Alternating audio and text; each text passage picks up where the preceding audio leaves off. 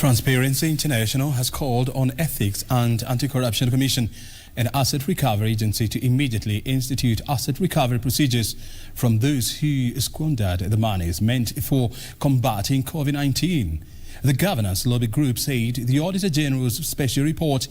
indicated that 2.3 billion shillings has been lost, even as they called on the relevant authorities to bring to book those found culpable of misusing money meant to ease the COVID-19 burden on Kenyans. The ghost of the alleged COVID-19 rip-off by KEMSA seems not to be in a hurry to vanish, with a number of governance lobby groups ganging up to demand for accountability. The government, as a prerequisite, before granting or loaning this money, to ensure that they put in place mechanisms to ensure that there will be transparency and accountability in the management of the funds, and particularly ensuring that there's access to information, proactive disclosure of information by the government, and also public participation of citizens in the management of those projects or any other processes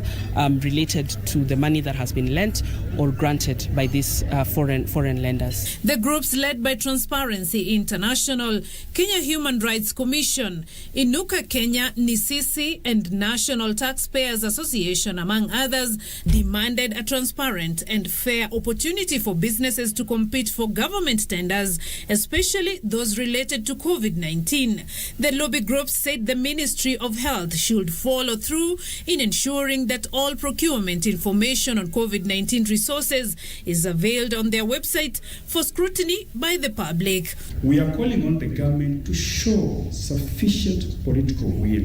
to ensure that resources received to combat COVID-19 is actually used for that purpose, because that is not what is happening in the country. Transparency International Executive Director Sheila Masinde called on Ethics and Anti-Corruption Commission and Asset Recovery Agency to immediately institute asset recovery procedures from those who squandered the alleged 2.3 billion shillings meant for COVID-19 intervention. Ethics and Anti-Corruption Commission and the Asset Recovery Agency should move swiftly to ensure that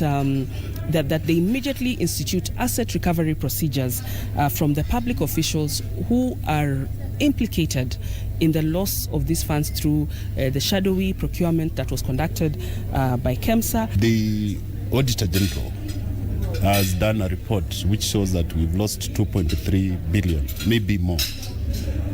But there's no action that has been taken, because there are institutions like the EACC,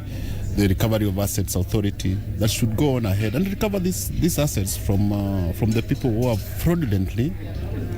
squandered our money. Inuka Kenya Deputy Director Kawive Wambua said the government should establish minimum safeguards to ensure public participation in decision-making at all levels, including the national level, for improved service delivery and accountability. All the monies that have been sent to Kenya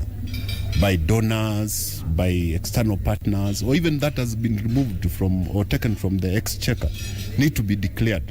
so that we know how much money has been given by who or taken from the exchequer, how has it been used, what has it done, and we want this accountability from both sides, both from the donors and from the government. Beatrice Gatonyangetich, Channel 1 News.